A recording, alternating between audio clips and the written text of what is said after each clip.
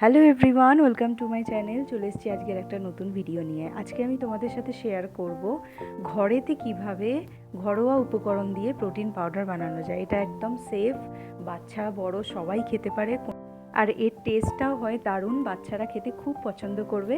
তো চলো রেসিপিটা দেখে নাও। এখানে আমি কাজু আর অ্যালমন্ডস দুটো একই পরিমাণে নিয়ে ভালো করে খোলা কড়ায় ফ্রাই করে নেবো।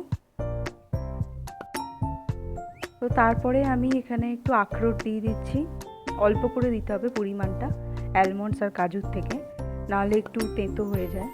তো ভালো করে এগুলোকে মিশিয়ে নিয়ে তারপরে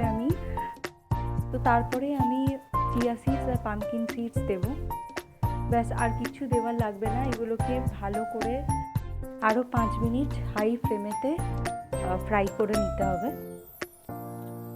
তারপরে এটা একটু জুড়িয়ে গেলে মিক্সার জারে দিয়ে ভালো করে মিক্স করে নিতে হবে। তো দেখো, আমি গ্যাসের ফ্লেমটা বন্ধ করে দিয়েছি আর এটা একটু জুড়োতে দিচ্ছি। এটা একটু ঠান্ডা হয়ে গেছে, কিন্তু এটা মনে রাখতে হবে বেশি ঠান্ডা করলেও চলবে না, হালকা হালকা গরম থাকতে হবে।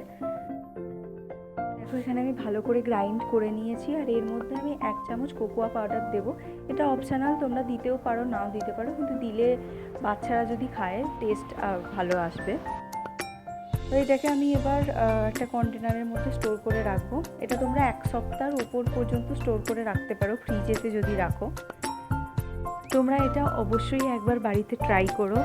ট্রাস্ট মি, এটা খুবই ভালো বাইরের কেমিক্যাল পাউডারের থেকে।